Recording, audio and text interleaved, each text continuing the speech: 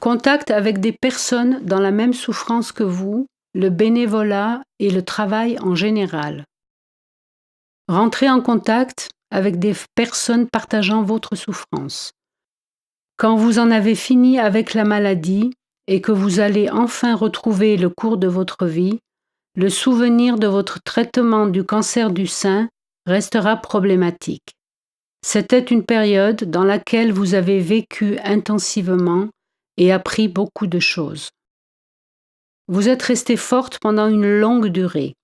De manière générale, votre famille considérera que vous allez mieux. Peut-être que vous préférez ne pas leur en parler pour ne pas être un poids envers eux. Par conséquent, vous risquez de vous sentir seul. À ce stade, vous pourriez apprécier de participer à des activités communes avec des gens qui partagent votre situation. Ensemble, vous pouvez réussir à échanger et mieux interpréter vos expériences. Renseignez-vous sur de telles activités à l'hôpital. Il est probable qu'il se trouve un centre d'accueil proche de chez vous. Il existe des associations qui regroupent des patientes comme Borstkankervereniging Nederland, les Amazones et Young Borstkanker, où vous pouvez obtenir des renseignements. La fondation Mama Rosa organise aussi les liens qui peuvent s'établir entre patientes, en particulier pour les non-néerlandophones venant de cultures différentes, ainsi que pour celles qui ne sont pas parfaitement lettrées et relativement dépendantes de ce point de vue. Dans ce contexte, vous trouverez des gens pour vous écouter d'une oreille attentive et bienveillante et vous comprendre. Il n'y a pas de limite pour poser des questions.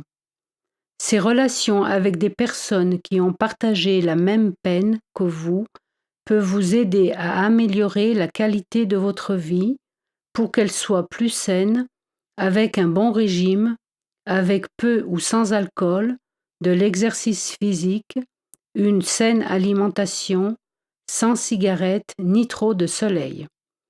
Le sentiment de ne pas être seul dans votre expérience vous apporte un soutien immense afin de devenir forte et de garder la forme. Vous avez la possibilité de commencer une activité bénévole après vous être fait des relations parmi d'autres patientes. Au moment où vous vous remettez doucement sur les rails, vous pouvez profiter de votre expérience de même que tout ce que vous avez appris pour apporter votre soutien envers d'autres personnes souffrantes. C'est vraiment quelque chose que l'on apprend en le faisant. Vous rencontrerez des femmes qui viennent juste de recevoir leur diagnostic ou qui débutent leur traitement. Vous les aiderez en écoutant leur histoire et en leur apportant vos conseils. Vous vous identifierez certainement à certaines d'entre elles et cette expérience pourra s'avérer bénéfique pour vous aussi. Vous pouvez aussi faire de la prévention pour des groupes de femmes pour les encourager à faire partie de programmes de dépistage du cancer du sein et de faire des contrôles elles-mêmes régulièrement. Cela peut vous aider à faire face à votre propre maladie et ainsi vous rendre plus forte. Vous êtes quelqu'un d'utile. C'est aussi une bonne façon de retravailler en équipe si vous avez l'intention de reprendre le travail. Le travail en général. De nombreuses femmes ont dû interrompre leur activité professionnelle lorsqu'elles ont appris qu'elles étaient atteintes du cancer du sein. Durant leur traitement et la période de rétablissement, elles reçoivent des prestations de maladie. Quand pouvez-vous recommencer à travailler? Quelle quantité de travail pouvez-vous supporter? Abordez ces questions avec votre patron.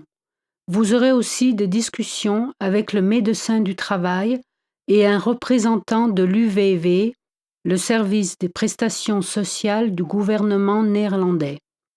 Vous avez le droit d'obtenir un appui et des conseils à ce sujet. Si vos aptitudes à travailler restent limitées, il est possible d'être reconnu partiellement apte au travail. Cela veut dire que vous conserverez certaines prestations tout en travaillant. Si vous travaillez de façon non déclarée, sans contrat, vous ne pouvez hélas obtenir aucun droit. Par contre, vous pouvez toujours demander un soutien et des conseils auprès de Borstkankervereniging Nederland, BVN, et Stichting Mama Rosa.